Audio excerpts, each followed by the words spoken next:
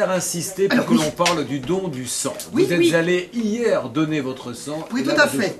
Alors, Monsieur Courbet, déjà je rappelle des choses que tout le monde a entendues hier toute la journée, mais c'est important. 8000 dons sont nécessaires chaque jour en France pour sauver des vies. 8000 dons, d'accord? Et chaque année, 80% des Français se disent prêts à donner leur sang, pourtant seulement 4% passent à l'action. Alors, il y a un problème. Bon, alors j'y suis allé. Bon. Je l'avoue pour la première fois. Eh ouais, comme quoi, hein, il y a toujours une première fois quelque part, dans un centre de transfusion qu'on appelle aujourd'hui des sites de l'établissement français du sang. Hein, pourquoi faire simple quand on peut faire compliqué? Bon. J'étais motivé à fond, moi qui déteste les prises de sang, j'étais fier de faire une bonne action, de faire le bonheur d'un malade de façon anonyme. Bref, j'étais ultra motivé. Et à jeun. Première bêtise. Parce que bien sûr, il ne faut surtout pas être à jeun. Ah bon? Ah bah non! Il faut être en forme pour donner son sang. Donc moi, surtout qu'il était 15 h. Donc on peut avoir mangé. J'étais à jeun depuis la veille quand même. Ah hein. mince, Oui.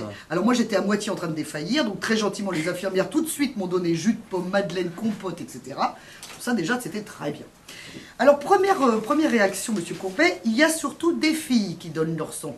Peu d'hommes. Et oui, très peu d'hommes. Alors les garçons, allez-y, dépêchez-vous, parce qu'évidemment, on peut donner toute l'année, bien évidemment. Alors il y a un très bon esprit, c'est très convivial, c'est bon, on sent qu'on fait tous un geste important quand même, qu'on est là pour faire quelque chose, on se motive. Mais c'est toujours dans un camion? Ah non, pas du tout, là c'est dans une salle. Ah bah oui. Ah bah il y a des camions itinérants. Moi j'ai connu les camions bien itinérants. sûr, c'est beaucoup mieux parce que c'est beaucoup plus simple hein, déjà. Alors moi, cet été... j'ai beaucoup donné mon sang. Bah attendez, il y avait plein de camions itinérants. Il n'y a pas de votre sang. Pour arriver à trouver celui où on donnait le sang, j'ai dû refaire des camions. Non mais c'était l'époque où l'employeur vous donnait 1 heure ou 2 pour le faire. Exactement. C'est vrai que ça a changé. Alors continue mon petit. Enfin bon, en tout cas, oui, parce qu'il faut absolument du temps, hein, ça je vais vous le rappeler.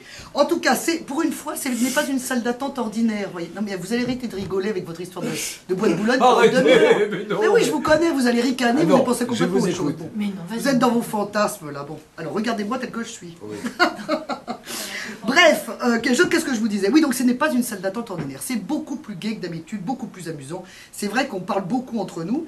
Et ceux qui sortent ont droit à des jus de fruits, des sandwichs, des fruits, des plats chauds, Monsieur Courbet. Oui, des plats chauds, oui. Alors c'est pas un Ducasse qui livre, évidemment. Mais enfin quand même, ça a l'air super bon. C'est des plats individuels en barquette. Bah écoutez, pas mal. Du café, du thé. Bref, il y a 3 étapes. D'abord le questionnaire, ensuite un entretien avec un médecin et ensuite la prise de sang. D'abord, commençons par le questionnaire. Alors, le questionnaire à remplir, chaque fois que vous donnerez, vous remplirez le questionnaire, Monsieur Courbet. Alors, c'est assez indiscret, hein, forcément, mais c'est vrai qu'il faut bien se rendre compte. Maladies, etc. Ben voilà, on fait un acte responsable, que de ce don découle la santé d'autrui, donc évidemment, il faut être hyper sincère. Alors, parmi les questions, est-ce que vous faites ce don parce que vous éprouvez le besoin de faire une sérologie? Ah, eh ouais, c'est-à-dire, est-ce que c'est une façon anonyme de savoir si vous avez le virus HIV ou pas? Ça, c'est dramatique. Avez-vous une vie sexuelle dissolue? Bon, bah ça, j'ai pas répondu pour vous.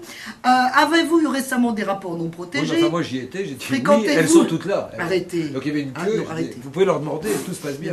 Non, mais arrêtez. Alors, fréquentez-vous des prostituées, etc. Bon, avez-vous, plus sérieusement, avez-vous fait récemment un piercing ou un tatouage? Parce qu'il faut attendre 4 mois avant la fin. Avant la fin, avant le don, qu'est-ce que je vous raconte? Oui. Avez-vous voyagé récemment? Dans un pays, par exemple, suspect de pays à palu ou à maladie de Chagas, il faut 4 mois après le retour. Prenez-vous des médicaments? Oui, Chagas, c'est le nom d'une maladie. En cas de séjour en Grande-Bretagne, par exemple, de plus de 12 mois. Eh oui, pourquoi? Entre 80 et 96. Eh voilà, exactement. Il existe un risque de théorie de transmission de l'encéphalopathie spongiforme bovine. Après le questionnaire, moi je me rappelle, il n'y a plus grand chose à voir. Hein. C'était regardez-vous plus belle la vie. Mais non. Préférez-vous les pizzas pepperoni au calzone? Non, franchement. Bon, déjà, il faut peser au moins 50 kilos, Monsieur Courbet, c'est la bonne nouvelle. Bah ça m'a plu. On nous a pesé. Hein. Puis après, on vous prend la tension. Et puis vous êtes gros, en fait, sur la balance. Je pouvais donner beaucoup, en tout cas. Parce que plus vous êtes gros, plus vous pouvez donner. Ça fait toujours la générosité des gros. Ensuite, pas faire de sport, monsieur. Pourquoi vous rigolez? Parce que là, c'était d'accord, c'est ça. Pas faire de sport juste avant ni juste après. Ça, c'est pour vous. Hein. Alors bon, bref, moi j'ai été refoulé au questionnaire. Vous savez pourquoi? À cause d'un détartrage, figurez-vous. Parce que j'ai fait vendredi après-midi, un détartrage.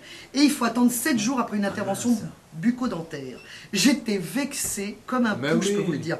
Parce que c'est vrai que j'étais tellement motivé. Et ça, ils vous l'ont dit qu'à la dernière minute après? Non, ils demandent après le questionnaire en fait. Le médecin m'a dit bah non, si vous avez fait une intervention dentaire, c'est pas possible. Il faut attendre 7 jours. Donc ça, c'est sûr que je vais retourner. En tout cas, vous pouvez donner vos globules, ça dure 15 minutes. Vos plaquettes, évidemment, hyper important. Ça dure 1h15. Mais on vous donne un lecteur DVD avec une liste de films. Quand même très sympa. On vous laisse regarder un film. Oui, on vous laisse regarder, avec un lecteur DVD. Vous pouvez donner aussi que votre sérum, par exemple, le fameux plasma sanguin. En tout cas, c'est sans risque pour le donneur. Les aiguilles sont à usage. Ça dure en fait le temps de votre chronique à peu près. Si on Bah, ça réfléchit dépend bien. si on, ça dépend parce que si on m'interrompt, ça peut durer 6 heures. Mais non. Bon, en tout cas, si vous êtes au résus négatif, vous savez que vous êtes donneur universel. Évidemment, tout le monde a besoin de Bien. vous. Donc voilà, on peut y aller 5 fois par an Et pour un homme, 4 fois par an pour une femme. Demain, je pousserai moi-même un coup de gueule parce que figurez-vous que hier, j'ai été me faire détartrer les dents. Il a refusé parce que je venais de donner mon sang. A tout de suite sur RTL. Arrêtez, oh